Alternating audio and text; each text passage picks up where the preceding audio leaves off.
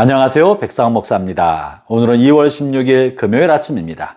오늘도 변함없이 이렇게 하나님의 말씀과 함께 하루를 시작하는 여러분 모두에게 크신 하나님의 복되시는 총이 함께 하시기를 바랍니다.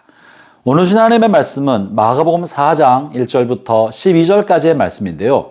오늘 본문은 예수님의 비유의 말씀 중에서 매우 유명한 씨 뿌리는 자의 비유를 다루고 있습니다.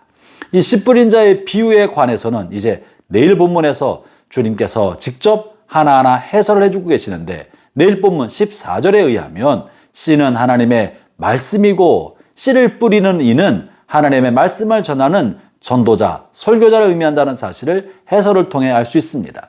그리고 밭은 하나님의 말씀이 떨어지는 마음밭을 의미한다고 볼 수 있죠. 그래서 우리는 마음밭에 네 가지 종류의 마음밭이 있다고 본문을 통해 알 수 있습니다. 하나는 길가밭이요, 하나는 돌짝밭이고, 또 하나는 가시덤불밭이며, 마지막 하나는 좋은 땅 옥토인 것입니다. 지금까지 말씀을 해석할 때 마음밭의 상태에 따라서 씨가 열매를 맺을 수도 있지만 그러지 못할 수가 있다고 살펴보았습니다. 마음밭이 문제였던 것이죠. 근데 오늘 저는 본문을 통해서 마음밭에 내재된 무언가가 문제라는 사실을 발견하게 되었습니다. 토양이 문제가 아니라 마음 안에 있는 그 무언가 요인들이 하나님의 말씀이 자라지 못하게 만들고 열매 맺지 못하게 만든다는 것이죠. 마음 안에 있는 어떤 그런 요인이 있다는 것을 말합니다. 본문 먼저 길가밭을 볼까요? 4절에 이런 표현이 있습니다. 뿌릴새 더러는 길가에 떨어짐에 새들이 와서 먹어버렸고. 이 길가밭의 문제는 새들이 있다는 사실이고, 새들이 언제든지 씨앗을 먹을 수 있다는 것입니다. 왜 그런 것입니까? 씨앗이 땅 속으로 1cm도 들어가지 않기 때문에, 공중에 있는 새와 또 땅에 내려앉은 새들의 눈에 씨앗이 금방 눈에 띄는 상태가 되었기 때문에 새로 표현된 마귀가 그 말씀을 가로채버리는 것입니다. 순식간에 가로채버리는 것입니다. 하나님의 말씀이 마음 속으로 조금도 들어오지 않고 그저 다 튕겨나가고 있는 사람을 의미합니다. 설교 말씀을 듣고 성경을 읽어도 마음 안에 1cm도 깊이 내려오지 못하고 다 튕겨나가는 사람. 그래서 공중에 있는 새들이, 다시 말하면 마귀들이 그 말씀을 다 가로채버리는 것입니다. 어떠한 영향도 마음에 흔적도 남지 않게 되어버리는 사람들, 이런 사람들이 길가밭인 것이죠. 두 번째는요, 돌밭인데요. 5절 이렇게 말합니다. 더러는 흙이 얕은 돌밭에 떨어짐에 흙이 깊지 아니하므로.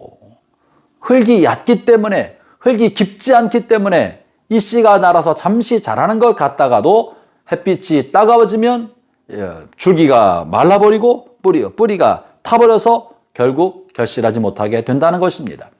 이 밭의 문제는 흙이 얇다는 것이죠. 흙이 얇기 때문에 뿌리를 깊게 내리지 못하는 상태라고 말하고 있는 것입니다. 흙이 얇은 것이 문제인 것이죠. 흙은 무엇을 말합니까? 이것은 하나님의 말씀을 담을 수 있는 토양을 말합니다. 마음밭은 하나님의 말씀을 담기 좋은 토양이 있고, 하나님의 말씀을 담을 수 있는 토양이 매우 얕아서 잠시는 담지만 시간이 지나면 더 깊게 뿌리를 내리지 못하는 그 토양이 얇은 토양이 있는 것입니다. 어떤 사람이 하나님의 말씀이 자라기 좋은 토양, 흙을 가지고 있는 땅입니까?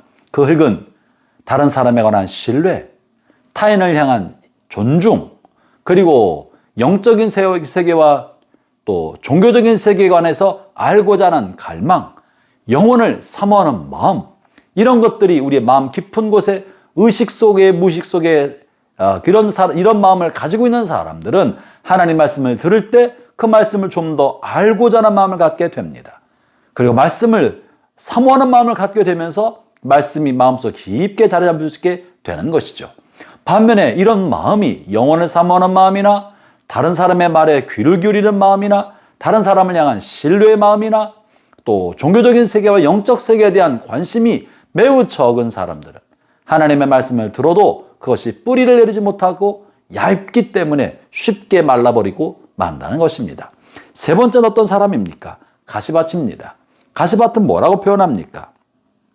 7절에 보면 더러는 가시떨기에 떨어짐에 가시가 자라 기운을 막음으로 결실하지 못하였다.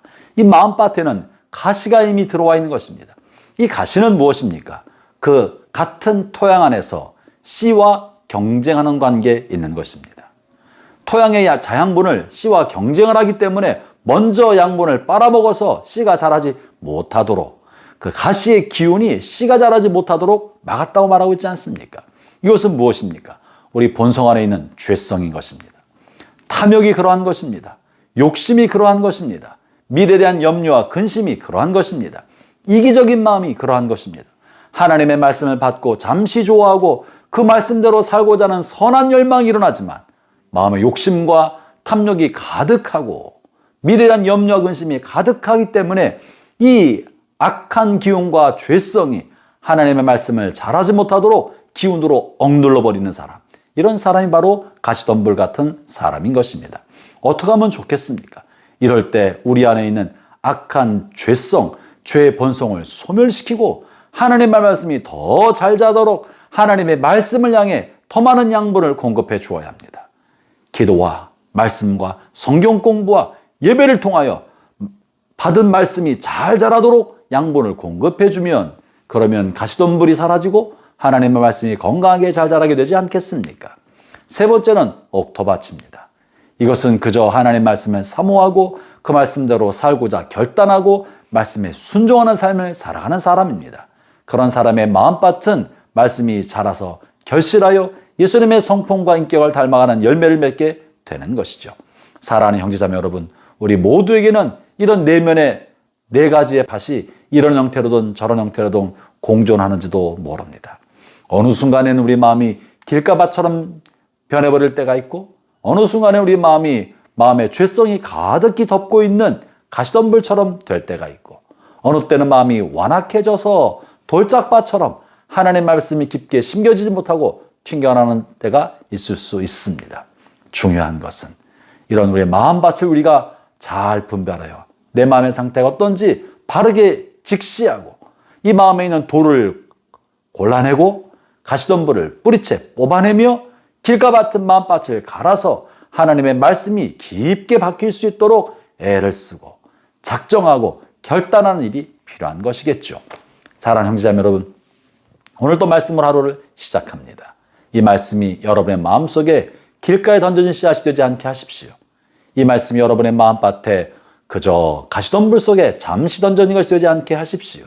말씀을 듣고 받아 순종함으로 선한 열매를 결실하는 복된 하루 되시기를 축원합니다. 기도하겠습니다. 하나님 감사합니다.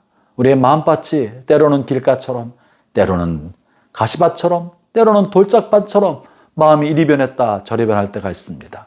원컨대 우리의 마음밭이 하나님의 말씀을 사모하고 그 말씀대로 살기를 좋아하는 좋은 땅이 되게 하여 주옵소서. 그래서 예수님의 인격과 성품을 닮아가며 하나님의 뜻을 이루어가는 선한 열매를 맺혀가도록 성령여 도와 주옵소서. 예수님 이름으로 기도합니다. 아멘.